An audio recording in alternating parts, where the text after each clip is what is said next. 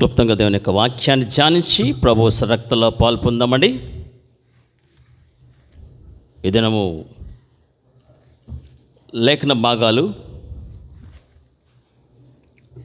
తిమోతికి రాసిన మొదటి పత్రిక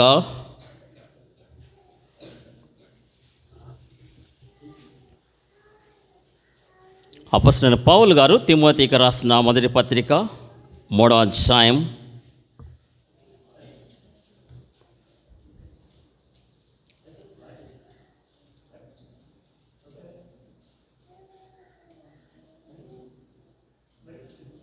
14-15 వచనాలు కలిసి చదవమండి. అపొస్తలుడైన పౌలు గారు తిమోతికి రాసిన మొదటి పత్రిక 3వ అధ్యాయము 14-15 వచనాలు కలిసి చదువుదాం. శీఘ్రముగా నీ యొద్దకు వత్తునని నిరీక్షించున్నాను, అయినను నేను ఆలస్యం చేసిన దేవుని మందిరములో అనగా జీవగల దేవుని సంఘములో జనులు ఎలాగ ప్రవర్తింపాలనో నీకు తెలియవాలని ఈ సంగతులు నీకు రాయించున్నాను. ఆ సంఘము సత్యమునకు స్తంభమును ఆధారమునై ఉన్నది. దేవుడి లేఖనములు దీవించి విరిచి మనకు అనుగ్రహించును గాక. ఆమేన్. దయగల మా తండ్రి, నీ వాక్యాన్ని చదివాము, ధ్యానించాము, చూచాము. మా కనులకు గ్రాహ్యపరచండి, మా చెవులకు గ్రాహ్యపరచండి, మా హృదయమునకు గ్రాహ్యపరచమని ఈ కొద్ది సమయము మాకు ఎంతో దీవెనకరంగా, మా జీవితాలకు ఆశీర్వాదకరంగా, మీకు మహిమకు కారణముగా చేయమని ఘనత మహిమ ప్రభావం మీకు అర్పిస్తూ యేసుక్రీస్తు వారి శ్రేష్టమైన నామములో ప్రార్థించి స్తుతించి వేడుకొంచున్నాం తండ్రి. ఆమేన్. మొదటి వర్తమానం మనం విన్నాం. అద్భుతమైన వర్తమానం సత్యానందం అందించారు.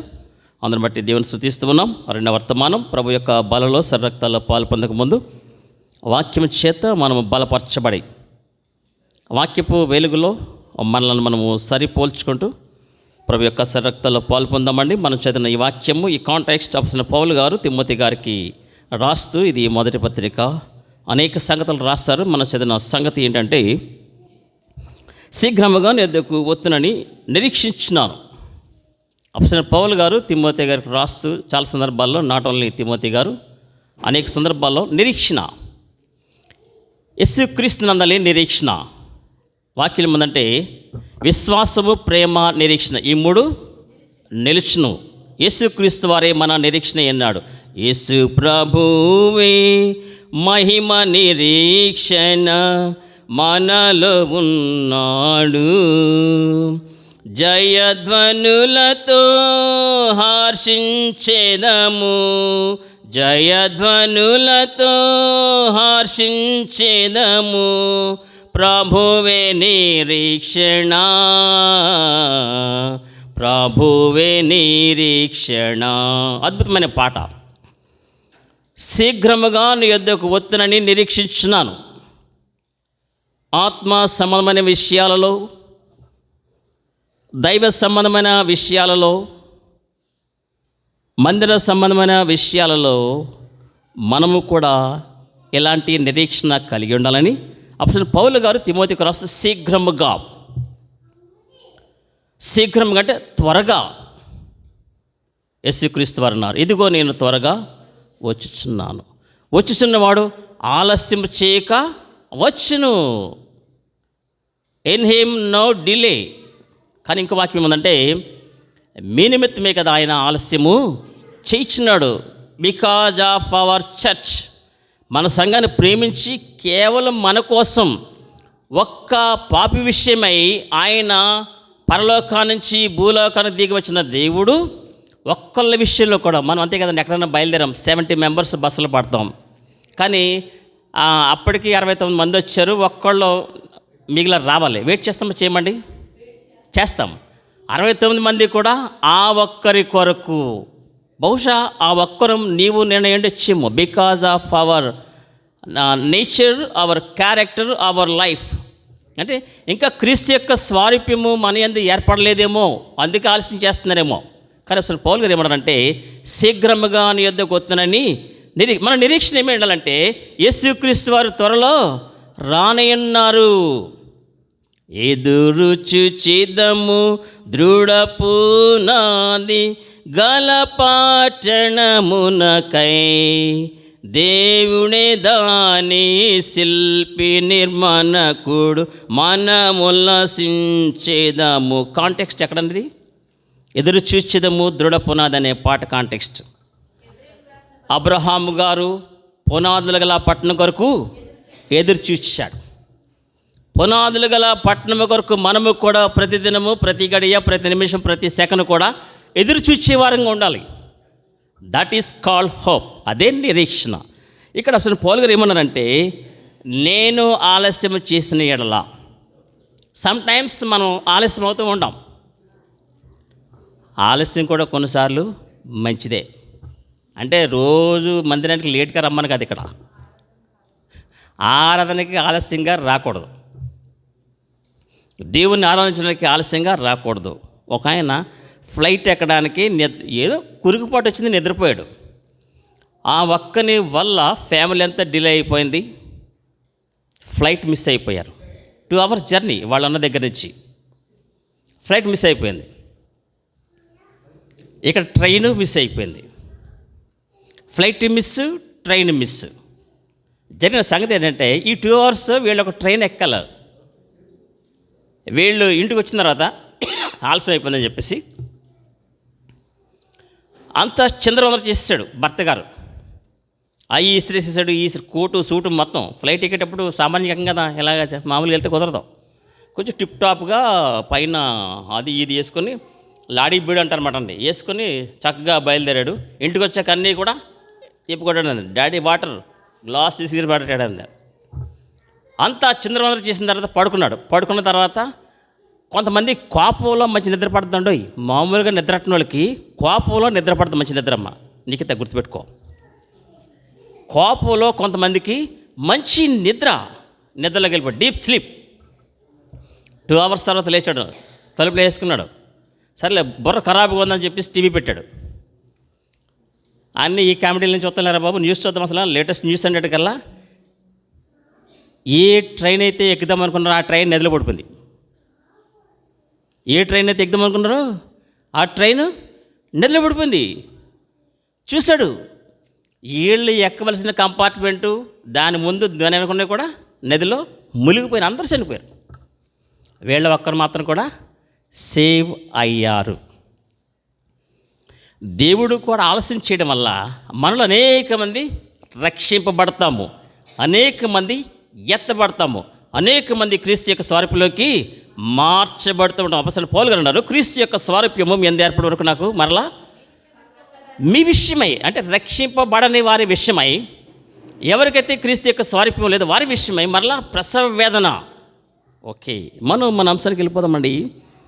ఆలస్యం చేసిన వాళ్ళ ఏమన్నారంటే, దేవుని మందిరములో, house of God, church of God, దేవుని మందిరంలో అనగా క్లారిఫికేషన్, జీవము గల దేవుని సంఘములో, church of the living God, జీవము గల దేవుని సంఘము.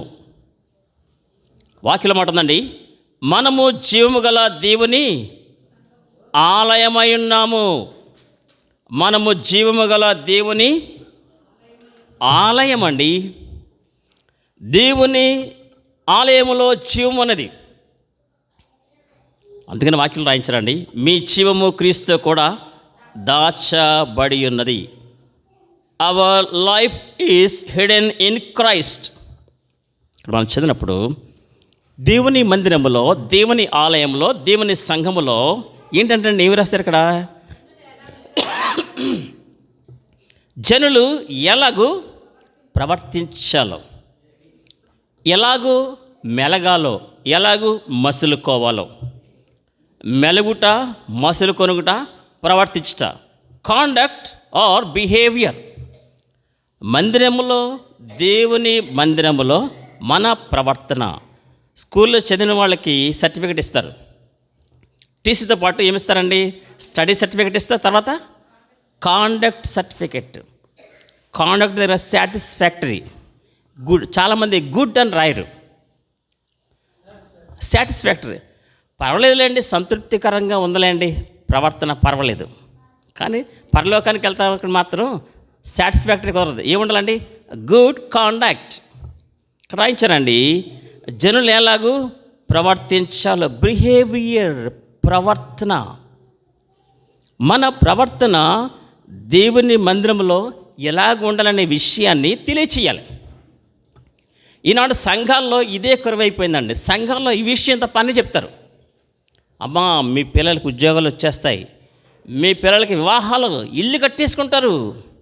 దాన్ని ఏమంటారంటే ప్రాస్పెరిటీ గాస్పుల్. కానీ చర్చిలో కడవరి దినాల్లో బోధించవలసింది ఏంటంటే, దేవుని సంఘములో, జీవము గల దేవుని సంఘములో జనులు ఎలాగూ ప్రవర్తించాలి, ఎలాగూ నడుచుకోవాలి అన్న విషయాలు సంఘానికి తెలియచేయాలి. That is our responsibility. మా యొక్క బాధ్యత అది.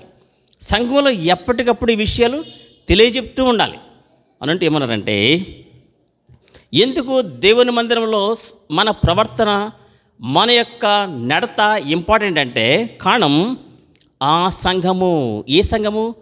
మనమున్న ఈ సంఘము సార్వత్రిక సంఘము ఏముందండి? సత్యమునకు స్తంభము. సత్యమునకు స్తంభము, ఆధారము. పిల్లర్ అండ్ ఫౌండేషన్ అని ఇంగ్లీష్లో ఉంటుందండి. Pillar and foundation. ఈ మందిరానికి మధ్యలో ఒక పిల్లర్ ఉంది. దీన్ని అంతటిని కూడా బలంగా అది పట్టుకోవడానికి. కొన్నిసార్లు బలమైనవి ఎత్తేటప్పుడు బలమైన వాళ్ళు ఒక్క చెయ్యేస్తే చాలు, మిగిలిన 10 మందికి కూడా చాలా తేలిగ్గా ఉంటుంది, తేలిగ్గా వెళ్ళిపోతుందండి. ఇక్కడ కూడా సంఘానికి స్తంభము, ఆధారము ఏంటండి? సత్యము. అందుకని మీ నడుమునకు ఏమో కట్టుకోవాలండి? సత్యమనే దట్టి. యేసుక్రీస్తు వారు అన్నారు, నేనే మార్గము, నేనే సత్యము, నేనే జీవము, నా ద్వారా తప్ప ఎవడనో తండ్రి యొద్దకు రాలేడు. మనము వచ్చుచున్న ఈ సంఘము కనిపించే సంఘం కావచ్చు, ఇన్విజిబుల్ చర్చ్, కనబడిన సంఘం ఉంటుంది. అంటే వాళ్ళు రావచ్చు, రాకపోవచ్చు. కనిపించేవారు, కనపడిన వారు. కనిపించే సంఘము, కనబడిన సంఘము. ఏ సంఘం అయినా సరే సత్యమునకు స్తంభము. మన సంఘం గురించి ప్రభు ఈ వేళ సెలవిచ్చే మాట అంటే సత్యమునకు స్తంభం. అందుకని సత్యవాక్యము. ఆయన మనకి జీవించారండి సత్యవాక్కు, ఆధారమునై ఉన్నది. ఈ సంఘము సత్యమునకు స్తంభము, ఆధారం కాబట్టి ఈ సంఘములో మనము ఎలాగూ ప్రవర్తించాలి అని తెలియచేయండి, మీలో మీరు తెలుసుకోండి అని అపోస్తలుడైన పౌలు గారు తిమోతికి రాస్తూ ఉన్నారు. అంటే తరచూ ఇలాంటి బోధలు మనకి అవసరం. సంఘంలో ఎలా నడుచుకోవాలి, ఎలా మసులుకోవాలి. కొంతమంది సూట్ వేసుకుంటారు, కానీ వాళ్ళకి టై కట్టుకోవడం రాదు. మా దగ్గరికి ఒక ఆయన వచ్చారు, విజయభాస్కర్ రావు గారు అని. ఇక్కడ బ్రదర్ పిలిచారన్నమాట. ఆయన్ని గెస్ట్ స్పీకర్, చీఫ్ గెస్ట్గా పిలిచారన్నమాట. మంచి వర్తమానం ఇవ్వాలి అయ్యగారని. ఆయన సుబ్బారావు గారు మా దగ్గరికి వచ్చారు. ఆ రోజు ఆయనే కాబట్టి ఆయన సూటు బూటు వచ్చి బస్సులో వేసుకురాలేక ఇక్కడ వేసుకున్నాడు అనమాట. మా ఇంటికి వచ్చాడు, రిఫ్రెష్ అయ్యాడు. ఆయన సూటు గీటు అంతా బాగానే వేసుకున్నాడు, కానీ దానికి టై కట్టుకుంటూ రాదంట. తమ్ముడు వెళ్ళరా అన్నాడు. టై కట్టు అన్నాడు. నాకు రాదు అన్నాను. పర్లేదు ట్రై చేయి అన్నాడు. ఏంటి పీకులో పెట్టి లాగానా అన్నాడు. చంపేస్తావా అంటున్నాడు ఆయన. నేనేమన్నా నాకు రాదు కదా, ఎలా కట్టాలన్నాయా అని అడిగాను. ఇలాగని ఇలా కట్టాలి తమ్ముడు అన్నాను. అంటే పీకులో పెట్టి లాగేస్తామని అన్నాను. అయ్యో చంపేస్తావా తమ్ముడు అంటున్నాడు. కంగారు పడిపోయాడు. టైట్గా లాగితే ఏమవుద్దండి? ఇంత సూటు బూటు వేసుకున్నాడు, కానీ ఆయనకి ఏమి రాదు, టై కట్టుకోవటం రాదు. కొంతమంది టిప్ టాప్గా రెడీ అవుతారు, కానీ చీర కట్టుకోవటం రాదు. కొంతమందికి జుట్టు దూకుంటం రాదు, తల దూకుంటం రాదు. ఏంటంటే అంతే. కొంతమందికి ఎలాగూ నడవాలో తెలీదు, దబేలు బోర్లు పడిపోతుంటారు కొంతమంది కంగారులో. అంటే నేను చూశాను కాబట్టి చెప్తున్నాండి. కొంతమంది చూస్తే కొంతమంది కంగారు వచ్చేద్ది, దబేలు పడిపోతారు. ఏంటంటే ఏమి లేదు, కంగారు వచ్చేసిందమ్మా, దడ వచ్చేసిందమ్మా అంటూ ఉంటారు. కానీ జీవము గల దేవుని సంఘంలో జనులు ఎలాగూ ప్రవర్తించాలో మనం ఏం చేయాలంటండి? నేర్చుకోవాలి, తెలుసుకోవాలి. మాకు అవసరమే, మీకు అవసరం, మనం నేర్చుకోవాలి. ఎలా నేర్చుకుంటాం మనం?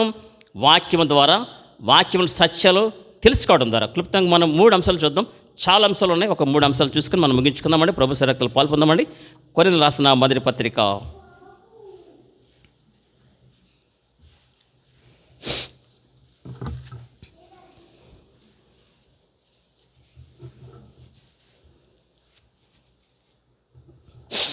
7వ అధ్యాయం 35వ వచనం. కొరింథీయులకు రాసిన మొదటి పత్రిక 7వ అధ్యాయం 35వ వచనం అండి.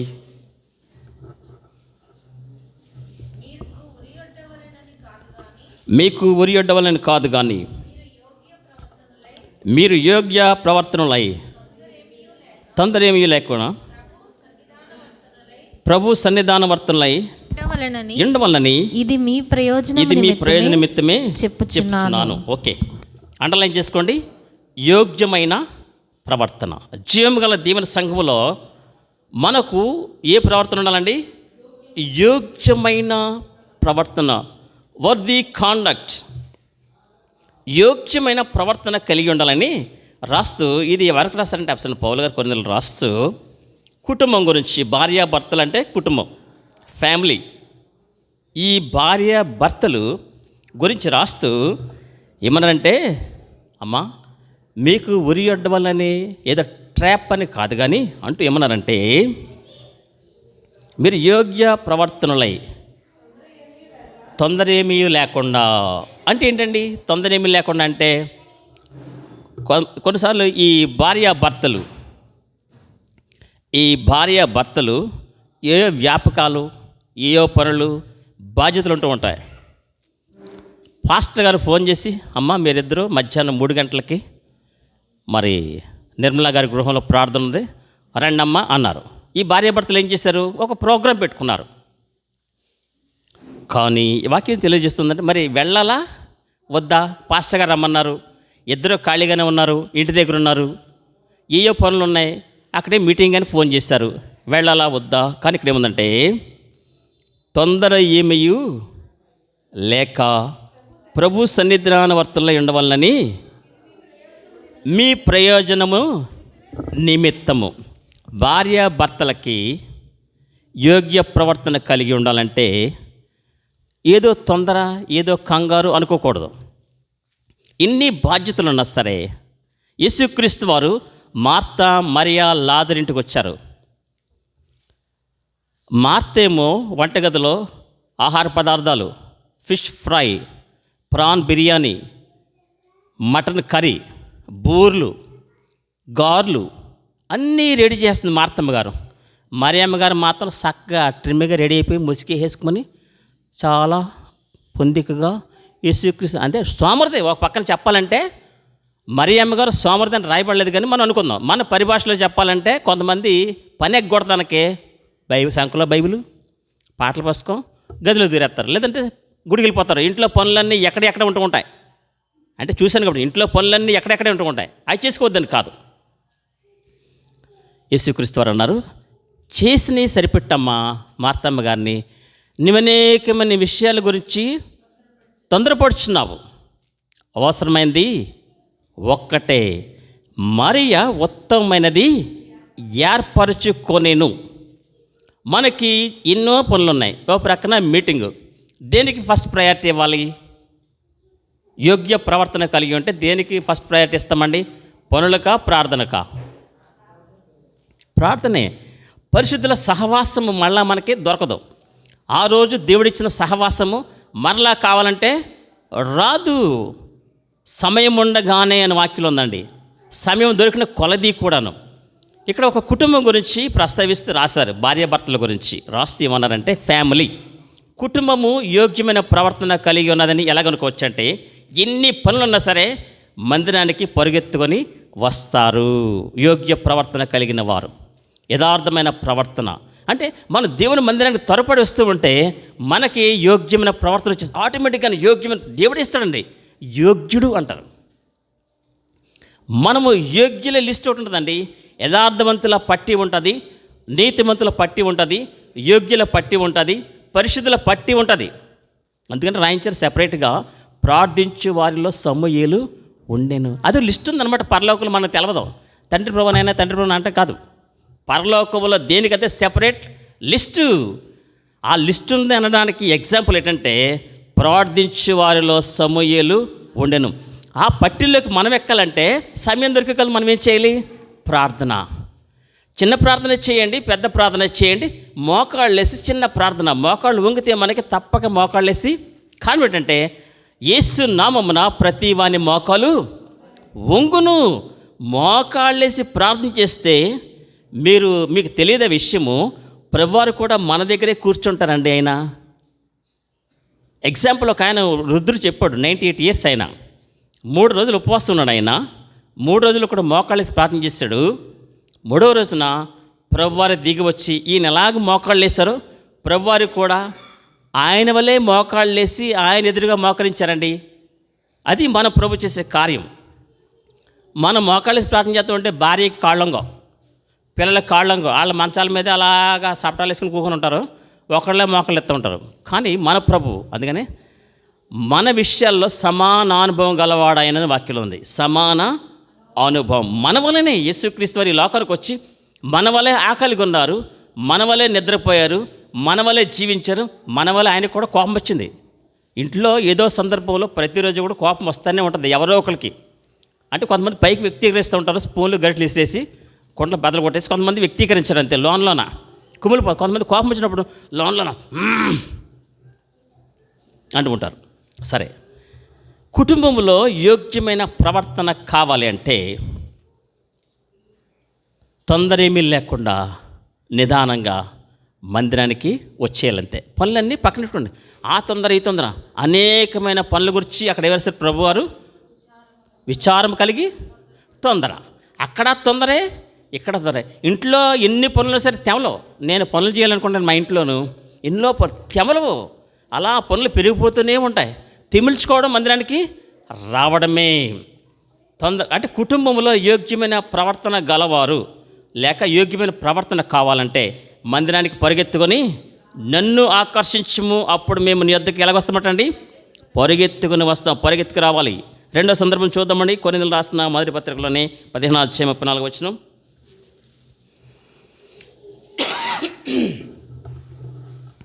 15:34 నీతి ప్రవర్తన గలవారే మేల్కొని పాపము చేయకుడి.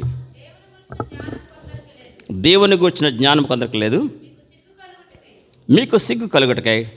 ఎట్లా చెప్తున్నా పైన 33 కూడా చదవండి. మోసపోకుడి, దుష్ట సాంగత్యము మంచి నడవడిని చెడుపును. బ్యాడ్ ఫ్రెండ్షిప్, దుష్ట సాంగత్యము. మొదటి అంశంలో మనం చూసామండి, కుటుంబము, ఫ్యామిలీ, భార్యాభర్తలు, పిల్లలు. అందులో నేను మర్చిపోయిన అంశం ఏంటంటే భార్యాభర్తలు ఇటువంటి తొందర లేకుండా భర్తకి కొన్నిసార్లు ఏమనిపిస్తుంది అంటే, ఏమై మనం 1 గంటకి ప్రార్థనలో మోకరిద్దాం ఇద్దరమును అని భార్యాభర్తలు వడంబడికి చేసి మాట్లాడుకుంటారు. కానీ ఈవిడ గారికి పప్పు తాలింపు అవ్వలేదు 1 గంటకి. ఆయన తొందర చేయకూడదు, ఈవిడ తొందర చేయకూడదు. ఏమంటే ఒక 5 నిమిషాలండి పప్పు తాలింపు పెట్టేస్తాను, ఆ తర్వాత వచ్చి ప్రార్థించేద్దాము. అది తొందర లేకుండా అంటే భార్య భర్తలు అవగాహనతో మోకరించి ప్రార్థన మందిరానికి వచ్చినప్పుడే కాదు, ఇంటి దగ్గర భార్య భర్తలు కలిసి ప్రార్థన చేయాలి. ఏ భార్య భర్త అయితే కలిసి ప్రార్థన చేస్తారో ఆ ఇంటికి యోగ్యత అనే టైటిల్ వచ్చేస్తుంది. యోగ్యులు, అతడు యోగ్యుడు ప్రభువా అన్నారు యేసుక్రీస్తు వారి దగ్గరికి వచ్చి, ప్రభువా అతడు యోగ్యుడు. ఈ దినాన్ని నుంచి భార్య భర్తలు కలిసి ప్రయత్నించండి. అయ్యో తలపిస్తాను బట్టి బాబు మోకరించండి మనోడు, అయ్యా మోకాళ్ళేడు, వంగని మోకాళ్ళను వంచేవాడు మన దేవుడే, వంచుతాడంతే. ప్రభువా నాతో కలిసి నా భర్త ప్రార్థించలే, వంచు, ఆజ్ఞాపించాలి. మనం వి హ్యావ్ అథారిటీ. ఇంగ్లీష్లో ఏమంటారంటే స్పిరిచువల్ అథారిటీ. మన కుటుంబంలో స్పిరిచువల్ అథారిటీని వాడాలి. మనం భార్య భర్తలు వాడాలి. పిల్లలు మాట వింటలేదు అనుకోండి, స్పిరిచువల్ అథారిటీ ఉంటుంది అనమాట. మనం ఆ అథారిటీ, ఆ అధికారాన్ని వాడాలంతే. కుటుంబంలో కూడా భర్త భార్య విషయంలో అధికారాన్ని వాడాలి, భార్య భర్త విషయంలో అధికారం వాడాలి. ప్రభువా యేసు నామములో అతని మోకాలు. కొంతమంది పైకి భక్తిగా ఉంటారు కానీ పైకి ప్రార్థనా పరులాగా పైకి ఆరదికులాగా హాయ్ బాబో ఆయనంత పరిస్థితి ఇంట్లో మెడబెంకం కాళ్ళు వంచడం ఏమంచడం వాక్యం చదవడం. అలాంటి వాళ్ళ గురించి ఏం చేయాలి స్త్రీలు? ప్రభు అతన్ని కాళ్ళు వంచు. మన మనసులో ప్రవచించాలి, నోట్లో ప్రవచించాలండి. రేచల్ గారు, పద్మ గారు ఏం చేయాలంటే మన బిడ్డల గురించి ప్రవచించాలి. మనం ప్రవచించే వారంగా ఉండాలి. వాక్యం ఏం చెప్తుందంటే ప్రవచించడం అలక్ష్యము చేయకండి. మనం ప్రవచించం కదా, తిట్టమంటే 10 తిట్లు తిట్టేస్తాం కానీ ప్రవచనం మాట రాదు. కానీ ఈ దినాన్ని నుంచి నేర్చుకోండి, మనం మనసులో ప్రవచిస్తే ఆటోమేటిక్గా దేవుడు నెరవేరుస్తాడు. యేసు నామములో అని మనం మనసులో అన్నామంటే కనుక ఆటోమేటిక్గా బ్లెస్సింగ్ వచ్చేస్తుంది. ఆ ప్రవచనం దేవుడు నెరవేరుస్తాడు. ఇప్పుడు పద్మ గారు ఉన్నారు, బిడ్డలో దేవుని సన్నిధి రావట్లేదు అనుకోండి, యేసు నామములో రామలక్ష్మణ దేవుని సన్నిధికి వచ్చుదురు గాక ఆమెను మనసులో అంటే చాలు, ఆ ప్రవచనం దేవుడు ఏం చేస్తాడండి? నెరవేరుస్తాడు. ఓకే, యోగ్యమైన ప్రవర్తన. ఓకే, మనం 2 అంశాలు చదవం. కొరింథీయులకు రాసిన మొదటి పత్రిక 15వ అధ్యాయము ఎన్ని వచ్చినామండి? 33, 34. 33 వచ్చిన ఏంటంటే దుష్ట సాంగత్యము, ఫ్రెండ్షిప్ రిలేటెడ్. మొదటిది కుటుంబానికి సంబంధించింది, రెండవది స్నేహితులకు సంబంధించింది. దానియేలు స్నేహితులు ఎవరండి?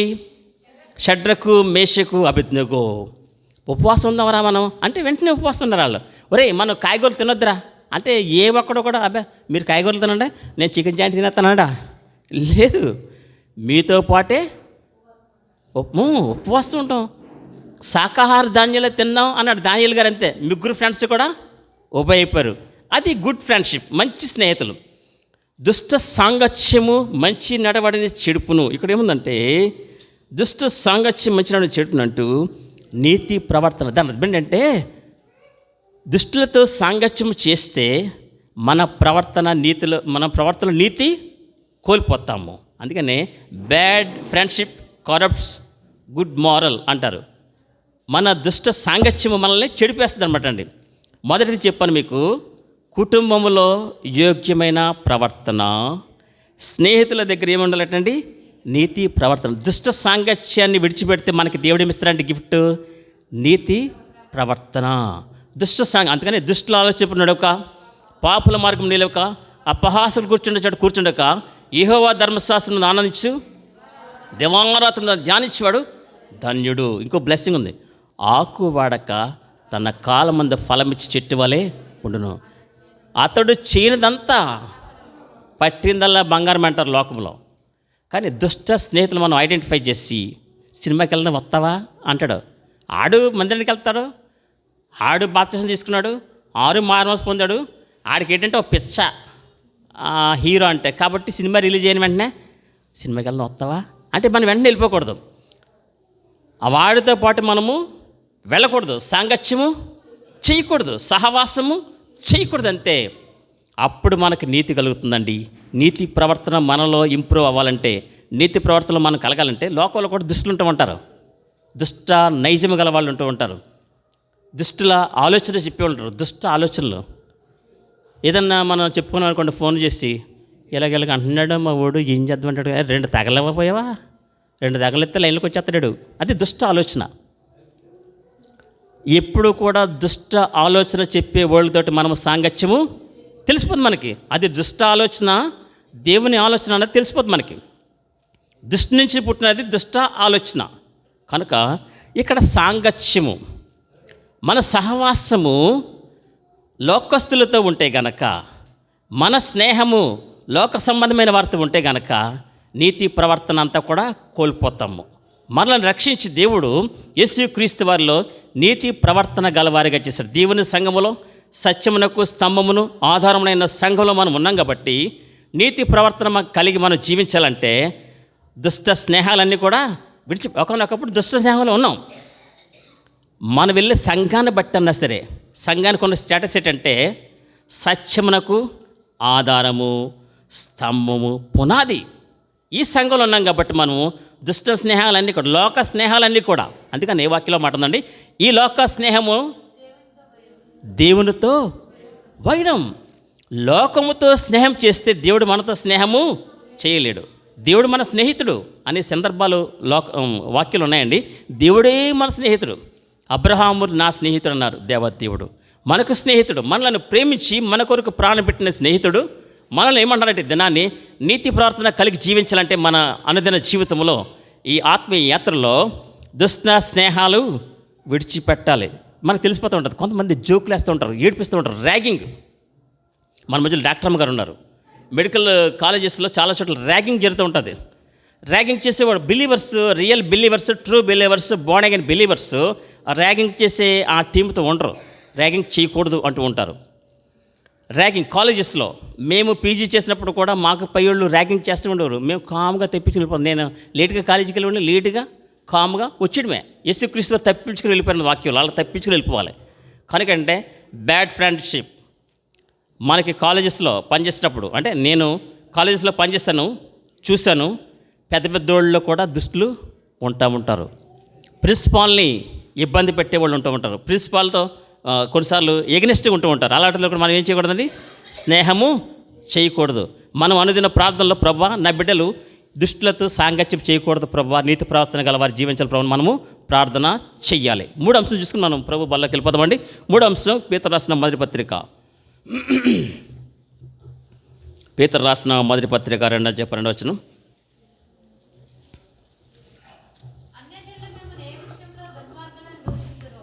అన్యజనులు మిమ్మల్ని ఏ విషయమే దుర్మార్గులని దూషించరో ఆ విషయంలో వారు మీ స్థితిలను చూచి వాటిని బట్టి దర్శన దినమున దేవుని మహిమపరచినట్లు వారి మధ్యను మంచి ప్రవర్తన గలవారు ఉండాలని మిమ్మల్ని బతిమాలుకొచ్చున్నాం. సత్యమునకు స్తంభమును ఆధారమునైన ఈ సంఘంలో ఉన్న మనము మొదటిగా చూసాము, కుటుంబంలో ఏం ప్రవర్తన కలిగి ఉండాలండి?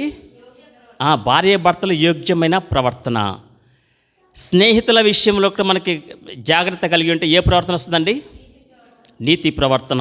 ఇక్కడ మనం చదివిన సందర్భంలో అన్యజనులు, మనం రక్షణ లేనప్పుడు అన్యజనులే ఉన్నాము, అన్యజనులే నడుచుకున్నాము, వాళ్ళలాగే సినిమాలకు వెళ్ళిపోయాము, వాళ్ళలాగే డ్రామాలకు వెళ్ళిపోయాము, వాళ్ళలాగే ఆడింది పాట, పాడింది పాట.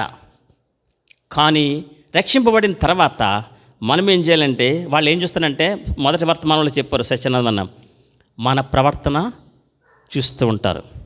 ఏ ప్రవర్తన రాయబడింది ఇక్కడ మనం చదివిన దాంట్లో? మంచి ప్రవర్తన, సత్ప్రవర్తన అనుకోవచ్చండి. మంచి ప్రవర్తన గలవారమని మనం తెలియపరచబడాలంటే దేవుడు